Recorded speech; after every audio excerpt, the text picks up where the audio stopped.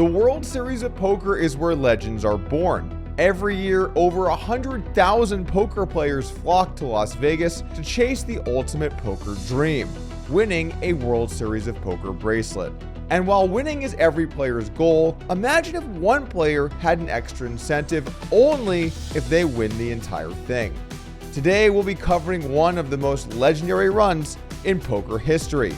The player in question had a chance to do the impossible, earn an extra $1 million by winning a World Series of Poker bracelet. This is the story of Mike Lavin. This story is wild because first place in this tournament was only $250,000 and Mike Lavin won an extra $1 million, so 5 times the first place prize, by also winning an eligible summer major in the Club WPT Gold Summer promotion. Now, we all know how much I hate to promote things here on this channel, but it is important to the storyline to understand what is going on here. So currently, if players win a Gold Rush tickets on Club WPT Gold and they win an eligible summer major, then they win $1 million.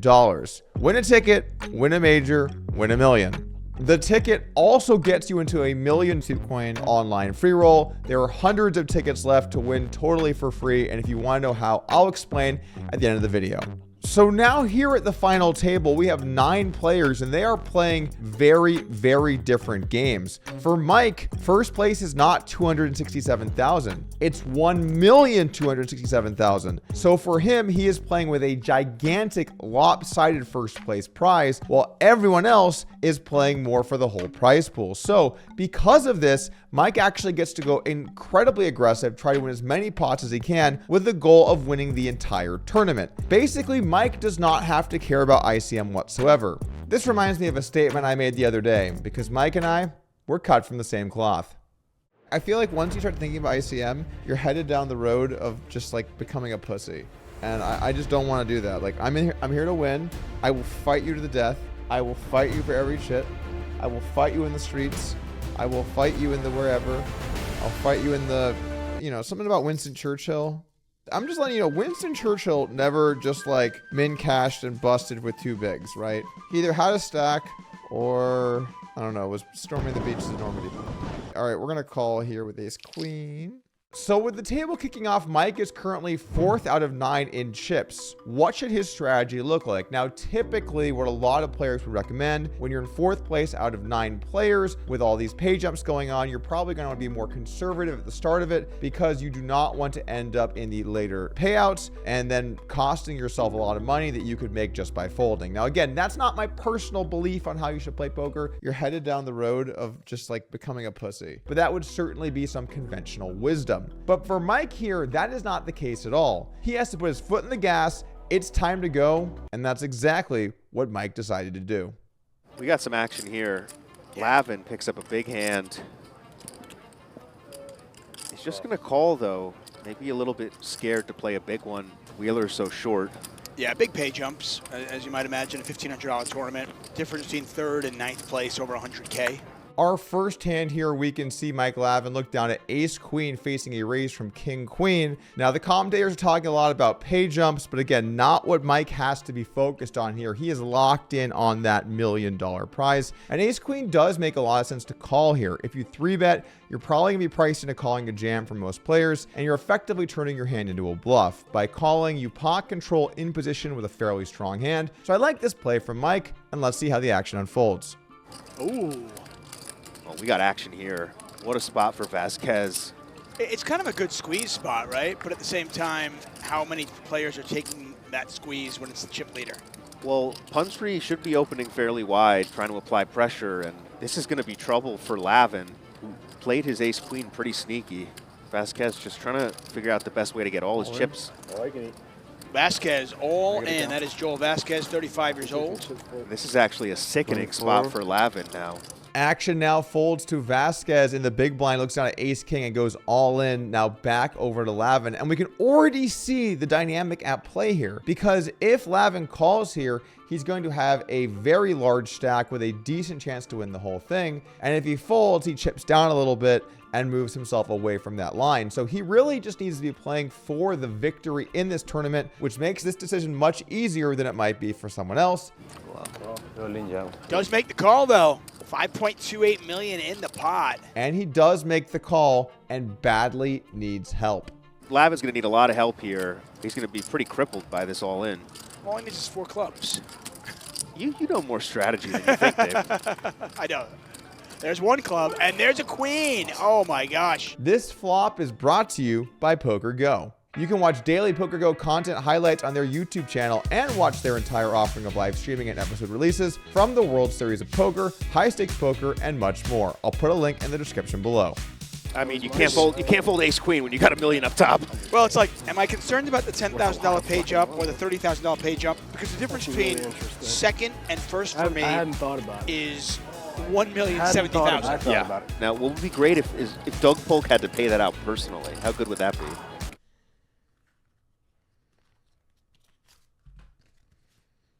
I got $7.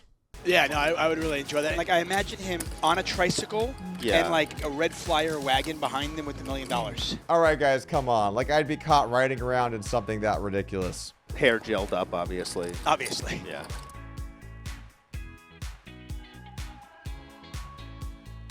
Thanks.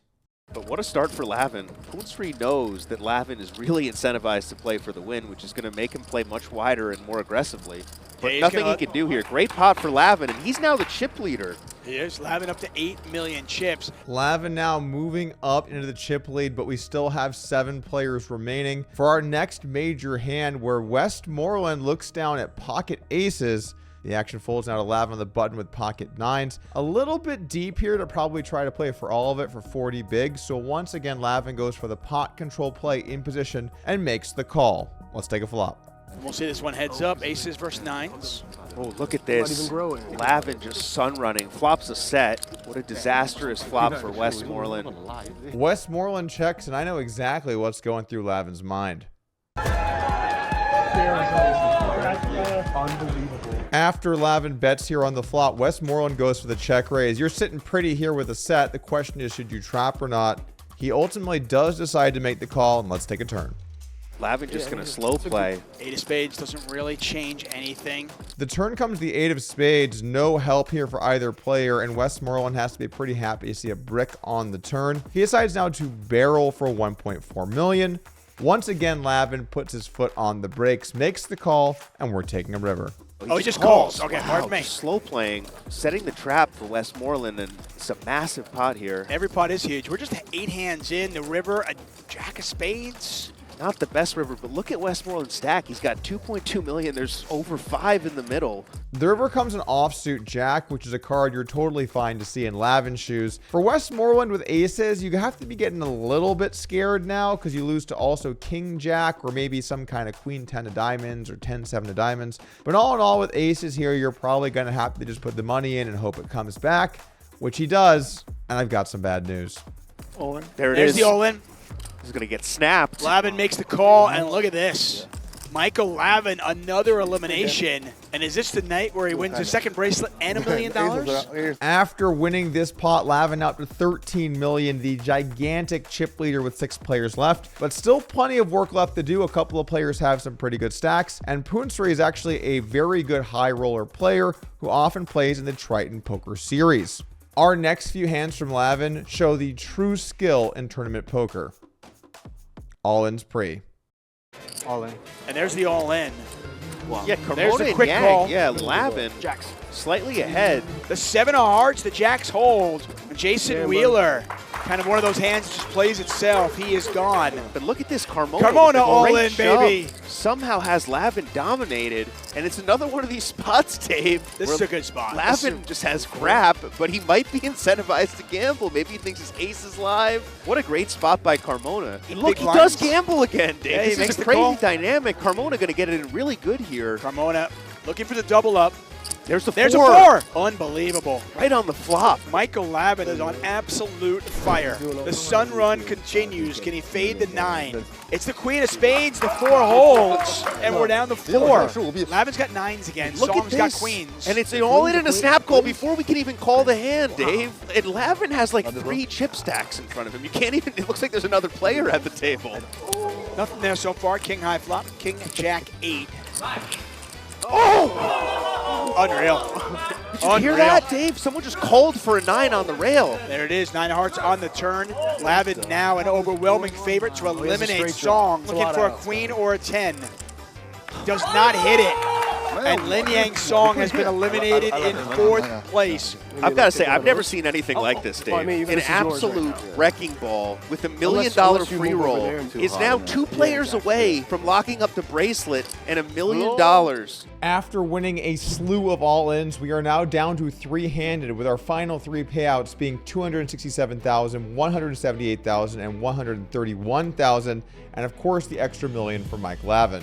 Our next hand, Poontree opens the bout with 9-8 of hearts, and now to the big blind. Lavin looks down to ace-queen. I really don't mind just jamming over this open here. This is about 22 big blinds effective, and I don't love the idea of allowing my opponent a chance to profitably flat in position. However, a small 3-bet does make some sense too. Of course, you'll be way ahead of the hands that call you, so don't mind either option here for Lavin. Over to Poontree now with a suited connector in position, getting about 2-1 on a call. Definitely have to see a flop. He makes the call, and let's take a flop.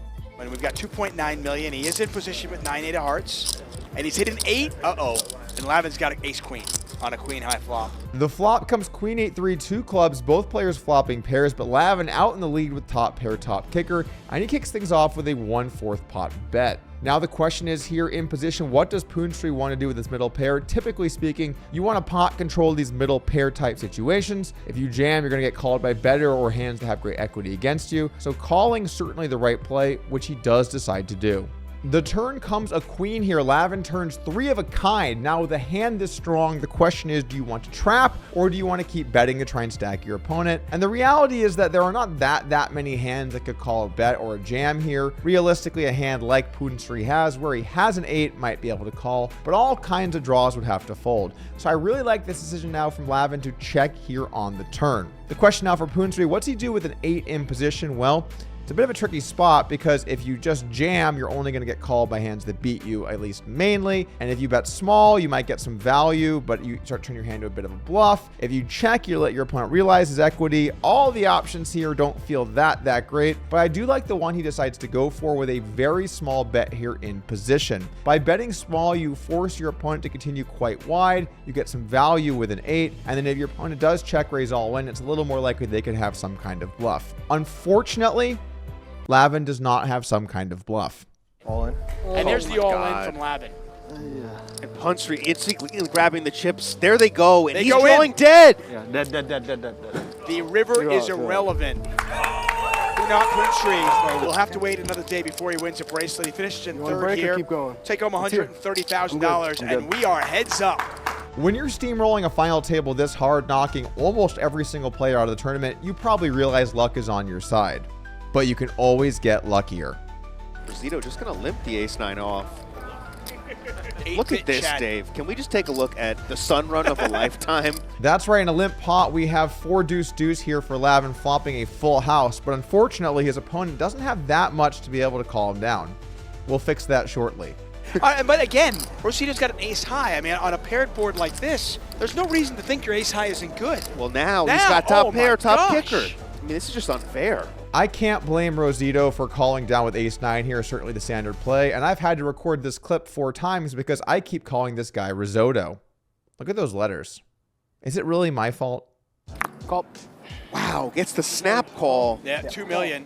Rosito can't fold. I mean, and look at this. Nearly a 7-1 chip lead. Lavin's sun run continues, and Rosito hits pretty much the worst card in the deck on the turn. To conclude this magical journey, we have an all-in pre-flop here between ace-3 and ace-2, which, by the way, these hands almost always chop because most likely you'll play your ace and then the board, and your kickers won't pair. However, with $1 million on the line, Mike Lavin has other ideas. I've never seen someone have ace-deuce against ace-3 and been more certain they were going to win than this guy. Right. I mean, I know the percentages say 28, 22, but it really should be like 82. Yeah, it's a close spot for him, though. Not a hand you want to call off with. He does call, though. Makes the call. Ace-deuce versus ace-3. Lavin looking for a deuce or a lot of spades. Can he find the duck? Oh There my it God! is! He hits the duck on the turn. Was there any doubt? The way Michael Lavin has run at this final table, was there any doubt? And now Michael Rosito needs a 3 on the river or it's over. Is this going to be $1 million deuce? The river's another deuce! Are you kidding me? Are you kidding me?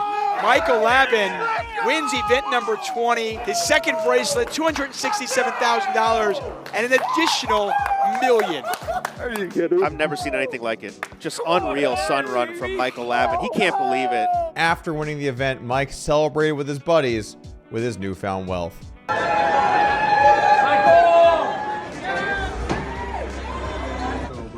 Congratulations, brother. Unbelievable. As the victory settled, Mike Lavin was interviewed with some hard-hitting questions about the event. Bro, I got one last question. Okay.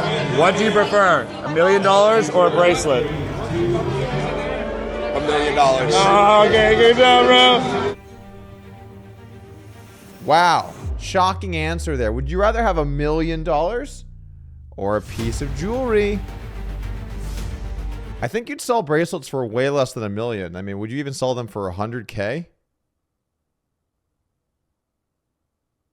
Yes. Which is why I'm excited to announce 3 official World Series of Poker bracelets for the low price of $99,999 each. That's right. These anonymously sourced World Series of Poker bracelets could be yours today for not even 6 figures. We're all trying to figure out where these came from. Mike also gave an interview where he broke down the nuanced intricacies to his mindset during this final table. It was breaking my brain, and it was a lot.